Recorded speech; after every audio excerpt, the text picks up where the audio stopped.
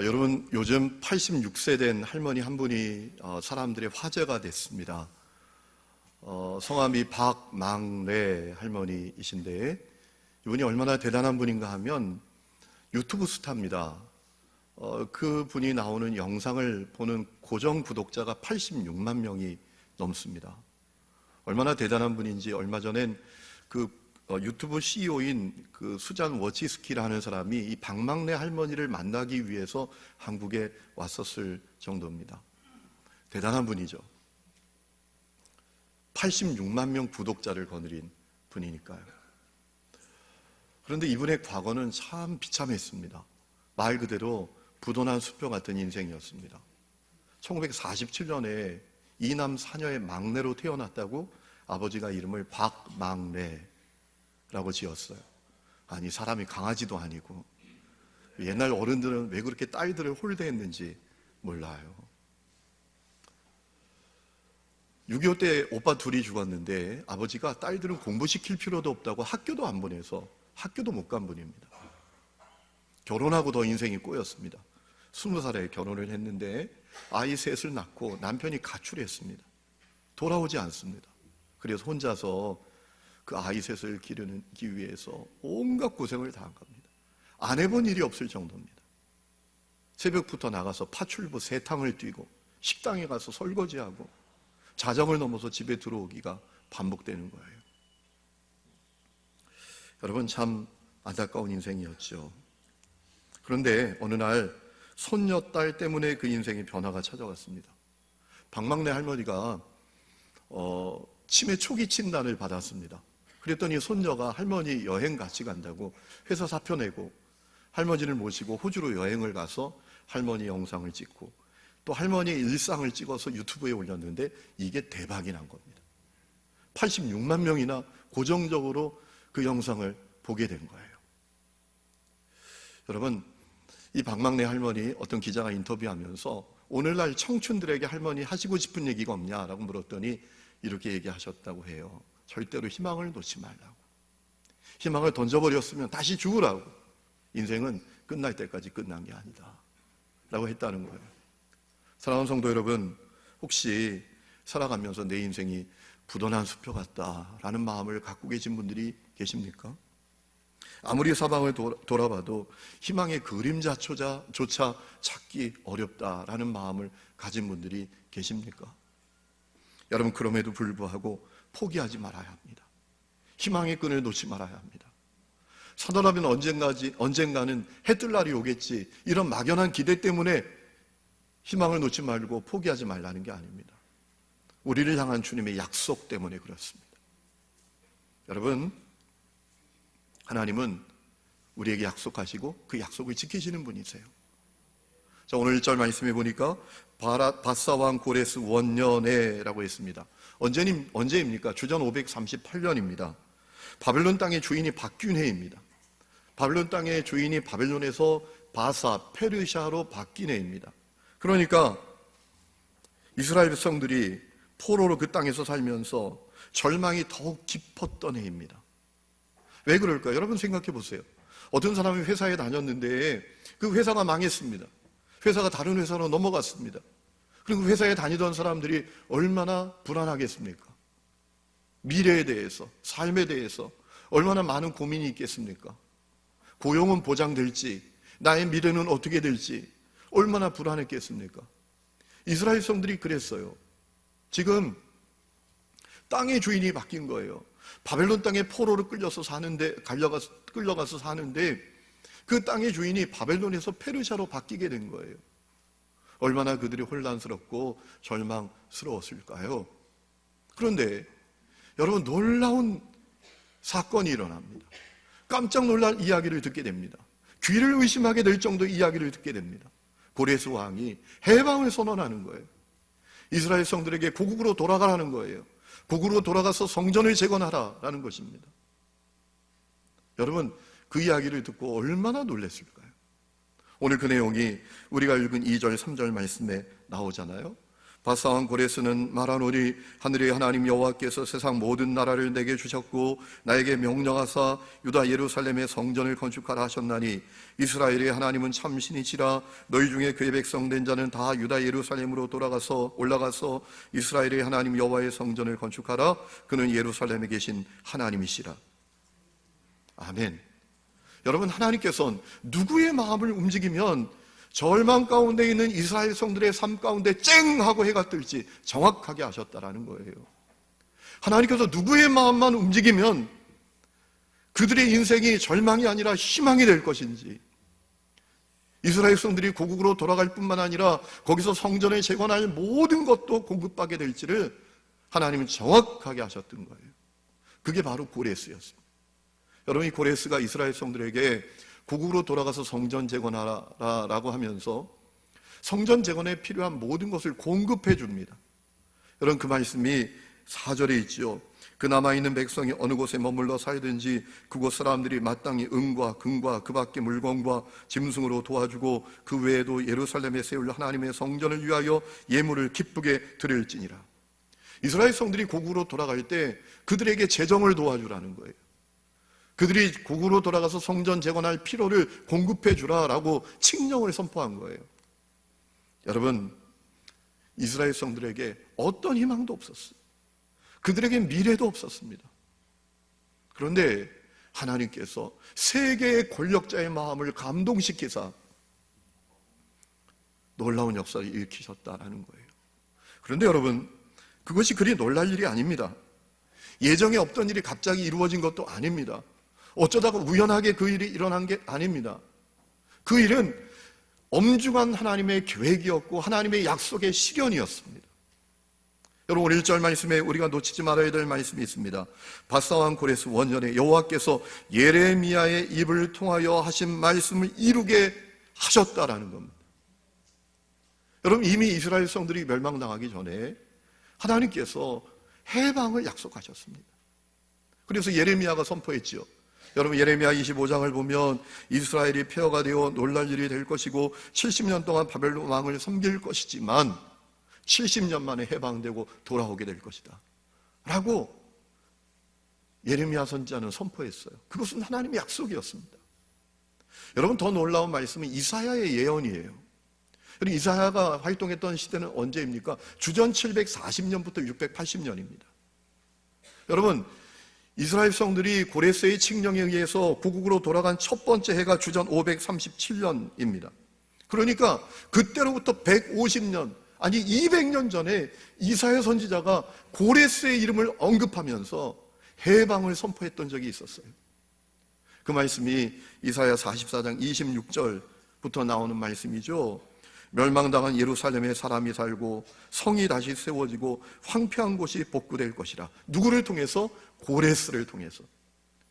여러분, 이사야 44장 28절에 이 고레스의 이름이 언급되는 게 놀랍습니다. 고레스에 대하여는 이르기를 내 목자라 그가 나의 모든 기쁨을 성취하리라 라고 이사야 선지자가 선언했단 말이에요. 그러니까 해방의 사건이 일어난 그때로부터 150년, 200년 전에 이사야 선지자가 고레스의 이름을 언급하면서 그가 이스라엘 성들을 해방시킬 거다라고 선포했다라는 거예요. 그러니까 이스라엘 성들이 고국으로 돌아가게 된 것은 우연의 일치도 아니고 어쩌다가 일어난 일도 아니고 그것은 하나님의 그 엄중한 계획과 하나님의 약속이 실현된 것이다라는 사실이에요. 여러분, 이스라엘 성들이 1차 귀환했던 때가 주전 537년입니다. 첫 번째로 바벨론에게 패배했던 때가 주전 606년입니다. 그러니까 정확하게 70년 만에 해방시키신다는 하나님의 약속이 그대로 실현됐다라는 겁니다. 그래서 여러분, 이 에스라를 우리가 읽었는데 에스라의 주제는 다른 것 아닙니다. 하나님의 약속은 실현되었다. 그러니 하나님을 의지하라 라는 거예요. 한번 따라해 보실까요? 하나님의 약속은 실현되었다. 하나님의 약속은 실현되었다. 그러니 오직 하나님만 의지하라.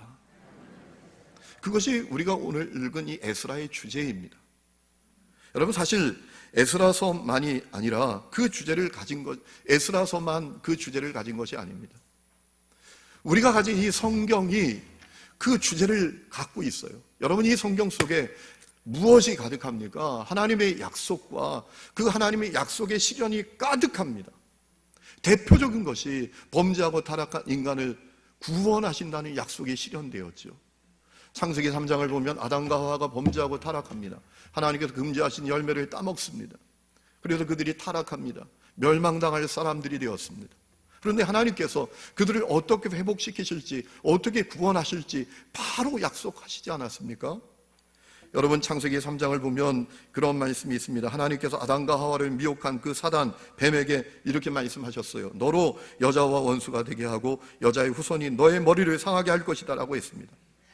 여자의 후손으로 오시는 예수님을 통해서 범죄하고 타락한 사람들을 구원하신다는 거예요. 여러분, 그 약속은 예수님의 성육신과 예수님의 십자가의 대속으로 분명히 실현된 줄로 믿습니다. 창세기 12장에 또 나오죠. 어느 날 하나님께서 아브라함을 불러서 약속하십니다. 땅의 모든 족속이 너로 말미암아 복을 받게 될 것이다. 그건 어떤 약속입니까?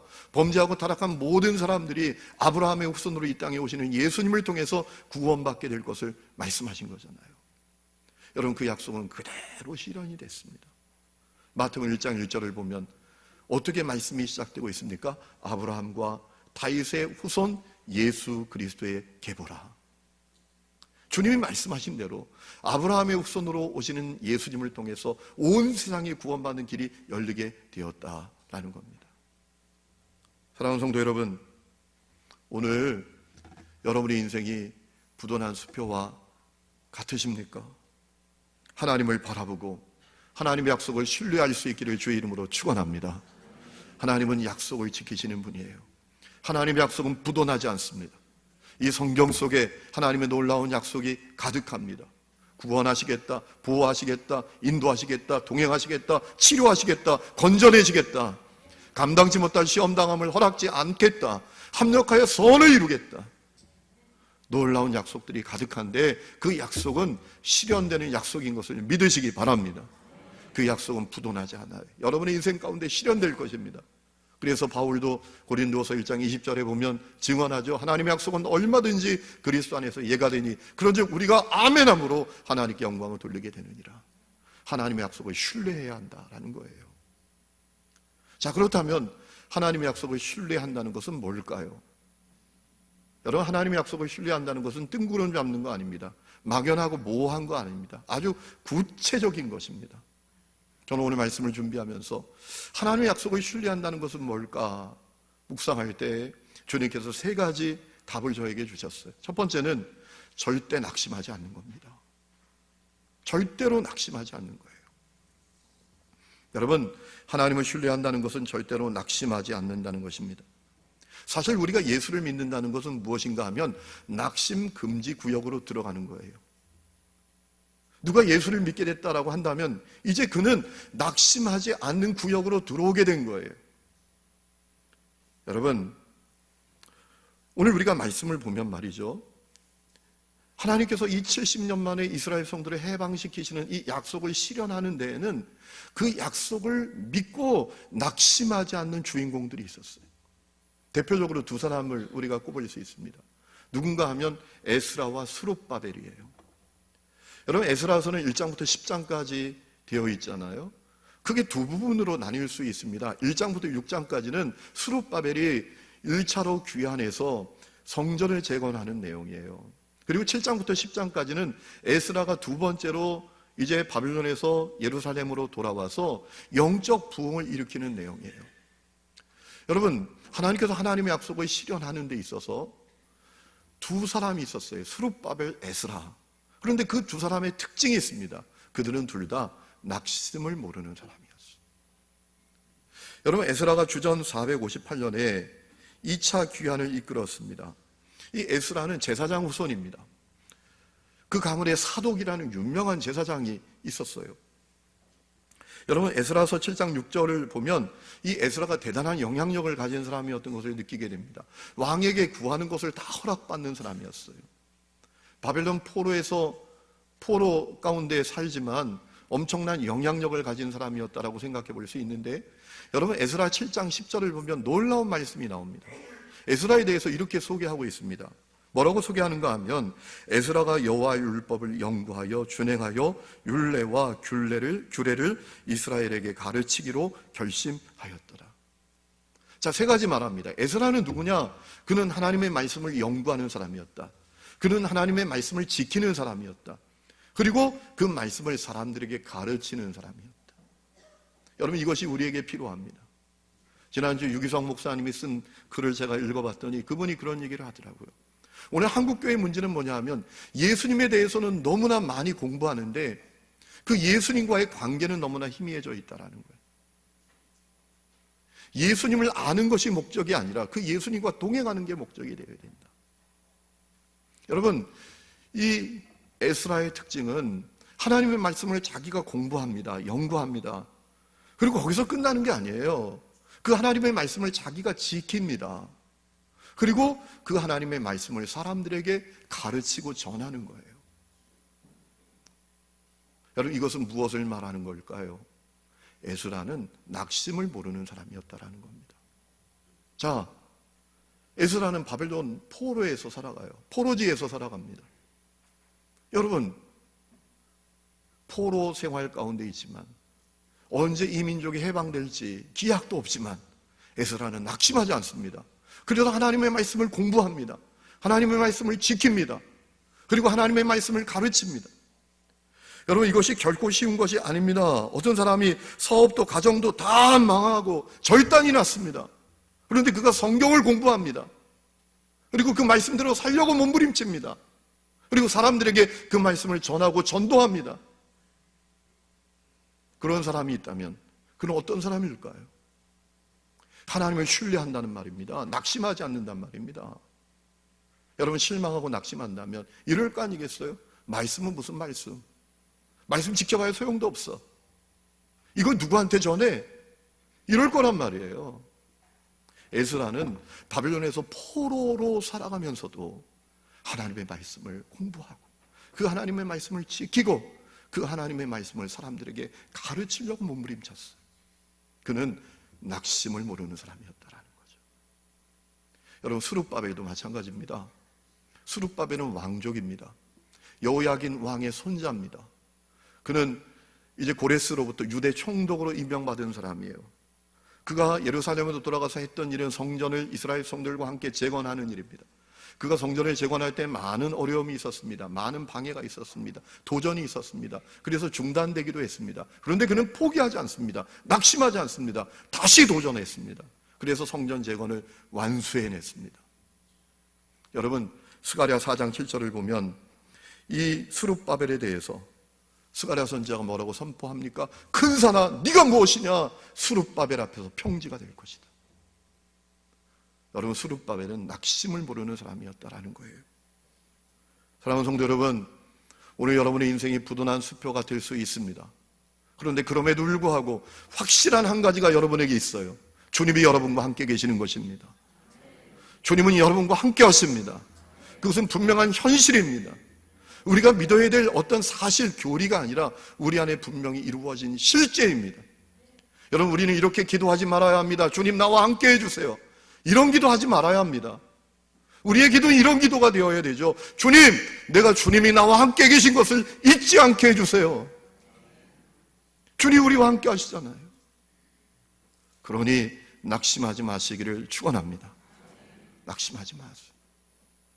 두 번째는 주님의 말씀에 순종해야 합니다. 오늘 말씀을 보면서 주목해야 될 것이 있습니다. 분명히 하나님께서 하나님의 때에 하나님의 방법으로 해방의 역사를 이루시는데 거기 순종했던 사람들은 아주 소수의 사람들이었다라는 거예요. 자, 여러분, 오늘 5절 말씀에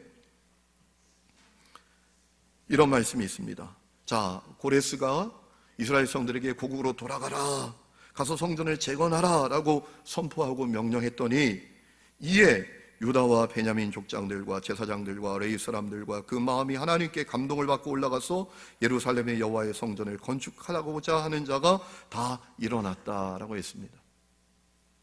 자, 해방의 약속을 이루시는 그 하나님께 반응한 사람들이 있었다라는 겁니다. 누굽니까? 대표적으로 네 부류의 사람들이 있었죠. 첫 번째는 누구죠? 유다와 베냐민 족장들, 그 다음에 누굽니까? 제사장들, 그리고 누굽니까? 레위 사람들, 그리고 누굽니까? 그 마음이 하나님께 감동을 받은 사람들. 어떤 감동을 받은 사람들? 올라가서 예루살렘에서 여호와의 성전을 건축해야지 라는 그 마음의 감동을 가진 사람들이 있었다라는 거예요. 여러분, 이 사람들의 숫자는 어느 정도 될까요? 우리가 2장을 쭉 읽어보면 나옵니다.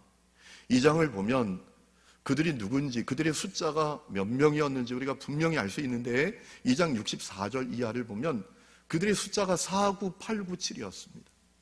외우느냐고 애썼습니다. 49,897명.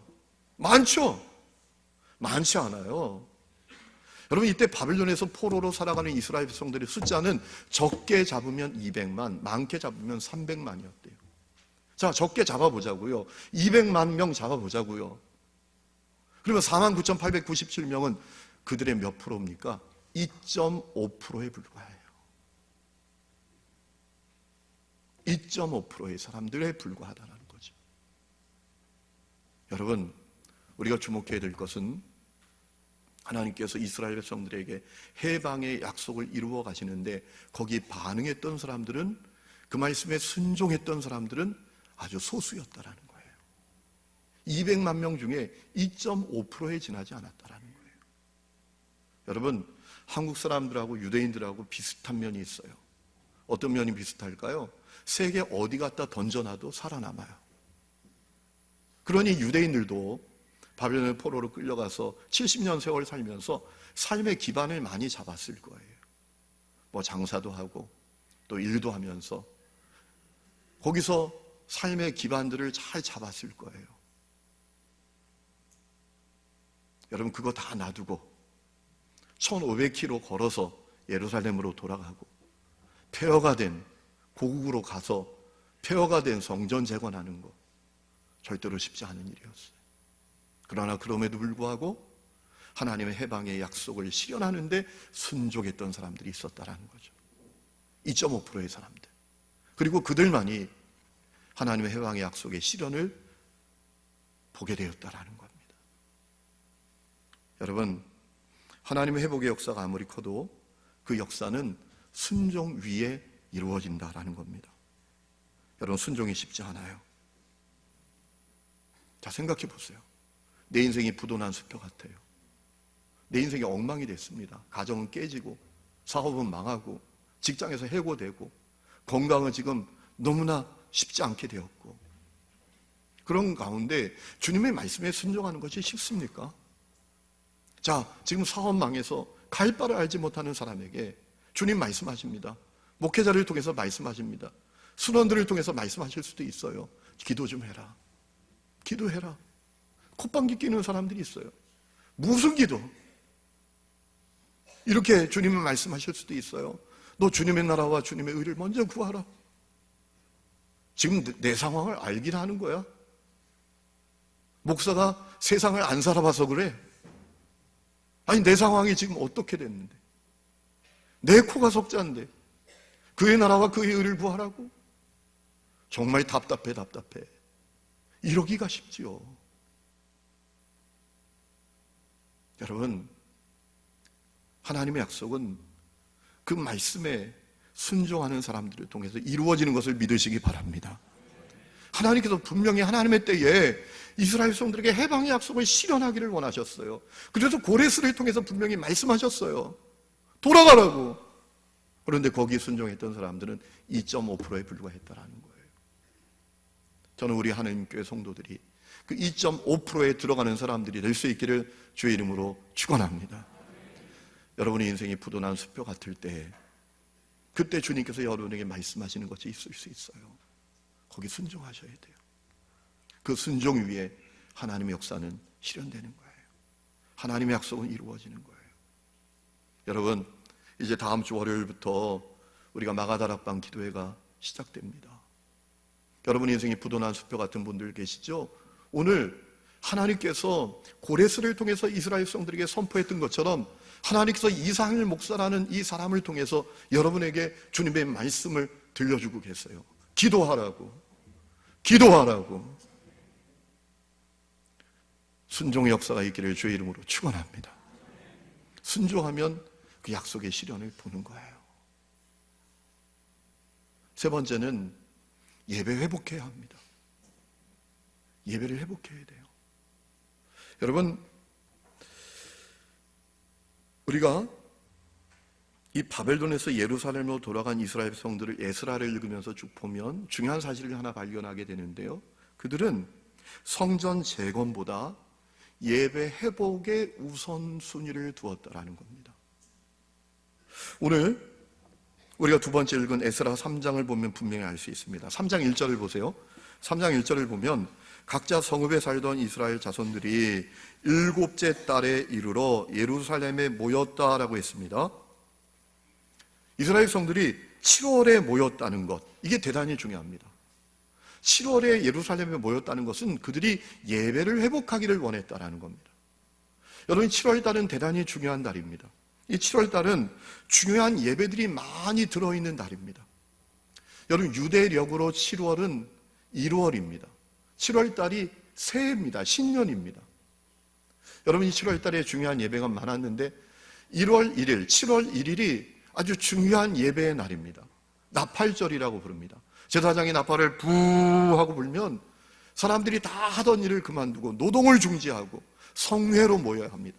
와서 하나님을 예배해야 합니다. 어떤 의미입니까? 우리의 삶이 노동에 달려있는 것이 아니라 하나님께 달려있다. 그것을 고백하는 거예요.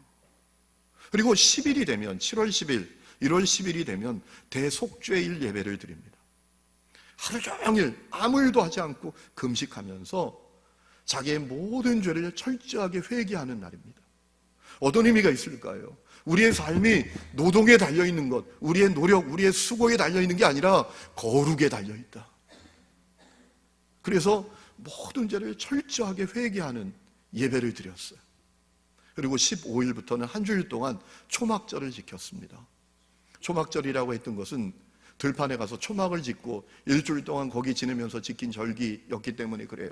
이 초막절을 다른 말로 수장절이라고도 부르는데 한 해 동안 농사 지은 것을 다 저장하고 지키는 감사의 절기였어요. 이 7월 달에 중요한 예배가 많아요. 그러니까 이스라엘 백성들이 7월 달에 예루살렘에 모였다는 것은 그들이 예배를 회복하기를 원했다는 거예요. 여러분, 그때는 성전도 없습니다. 여러분, 3장 6절 끝에 보세요. 끝에 보면 이런 말씀이 있습니다. 그때에 여호와의 성전 지대는 미처 놓지 못했다라는 겁니다. 성전 재건은 시작도 못했다는 겁니다. 그렇지만 먼저 예배를 회복하기를 원했다라는 것입니다. 왜 그랬을까요? 그들이 깨달은 게 있어요. 역사는 하나님과의 관계에 달려있다 라는 사실을 깨닫게 된 거예요. 여러분, 이스라엘 백성들의 문제는 예배를 소홀히 했습니다. 그들은 예배 중심이 아니라 성전 중심으로 살았어요. 그러니까 이런 얘기죠. 성전이 우상이었고 성전이 그들의 의지의 대상이었습니다. 그래서 그들은 이런 마음을 가지고 살았어요. 성전이 있으니까 우리가 안전하겠지. 성전이 있으니까 우리가 번영을 누리겠지. 성전이 있으니까 우리가 형통하겠지 라고 생각을 했단 말입니다. 그런데 여러분, 주님이 원하시는 건 예배였어요. 예배는 어떤 시간입니까? 하나님과 우리가 친밀한 교제를 누리는 시간입니다. 주의 이름으로 모이면 주님이 임재하십니다. 우리가 주님을 만나게 됩니다. 하나님 원하시는 건 예배였어요. 그런데 이스라엘 백성들은 성전 중심으로 사는 거예요. 성전이 있으니까 우리가 무슨 짓을 하더라도 안전하고 형통하고 번영하겠지. 이런 마음이었어요. 예배가 무너졌어요. 그래서 어려움을 당했던 것이죠.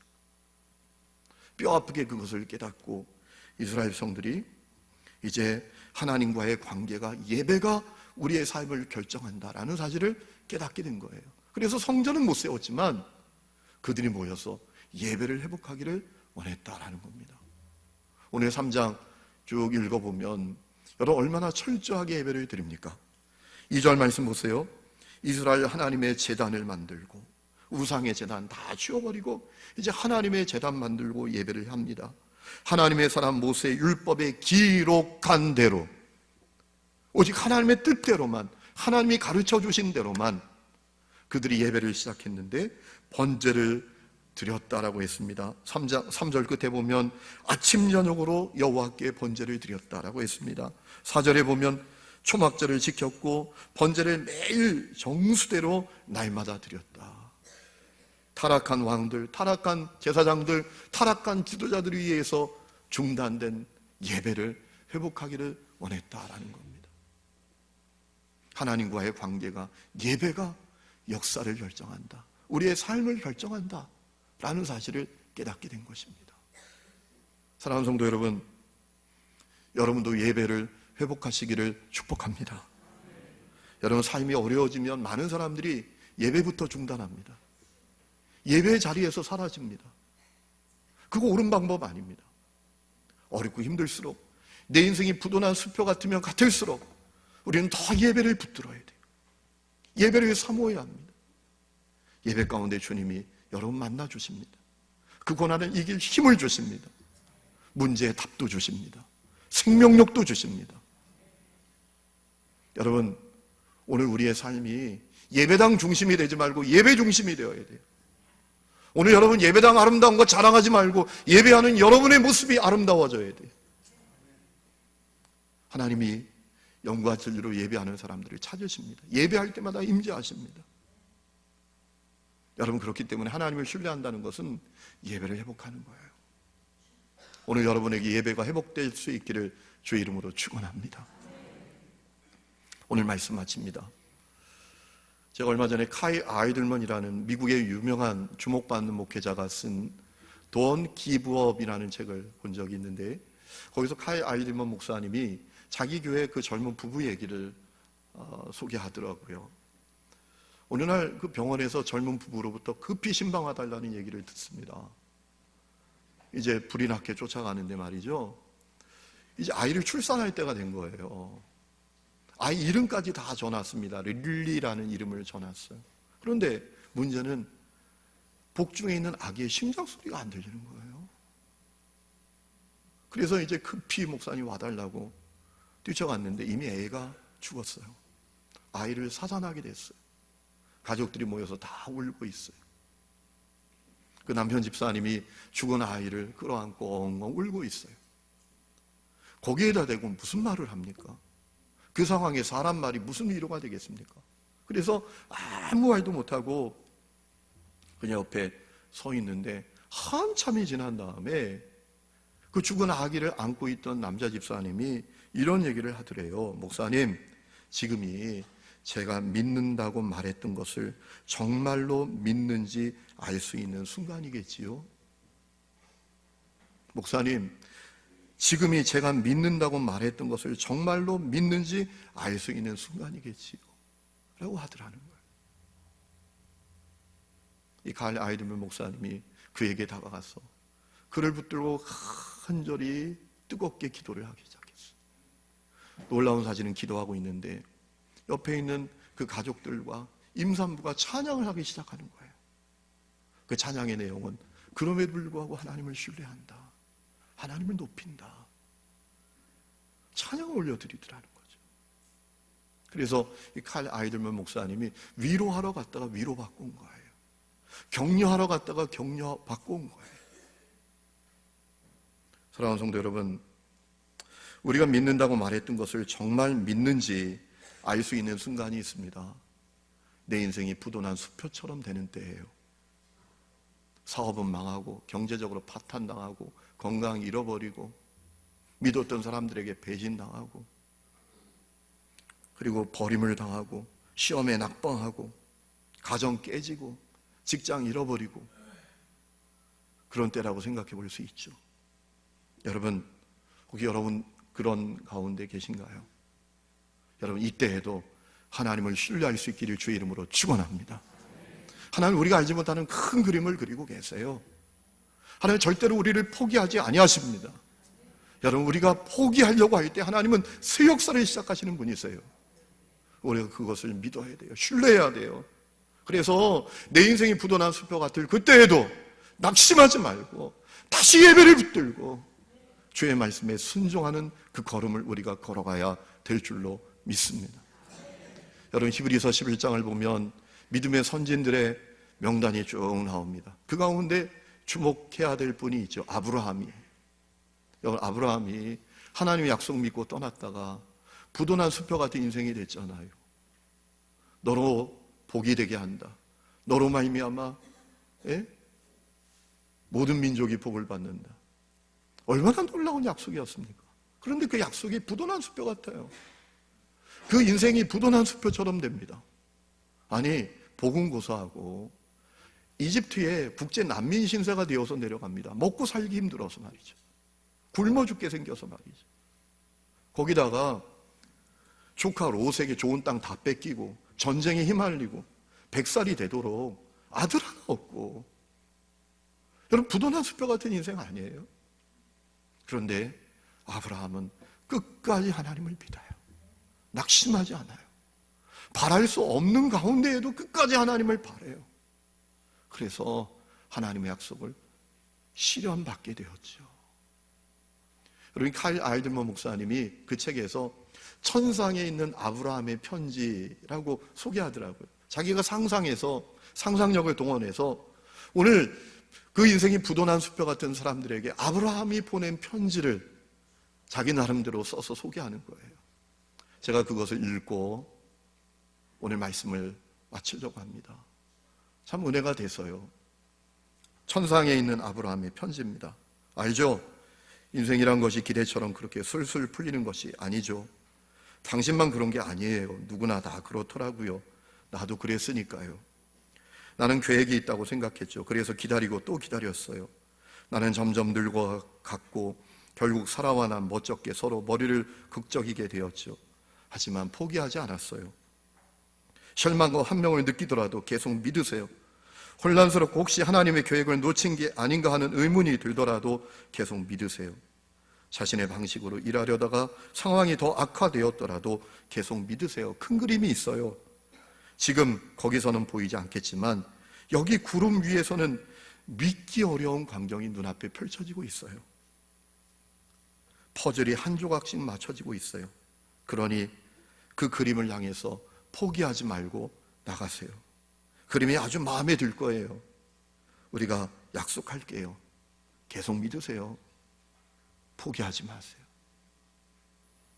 이 편지가 여러분을 향한 주님의 편지가 될 수 있기를 축원합니다.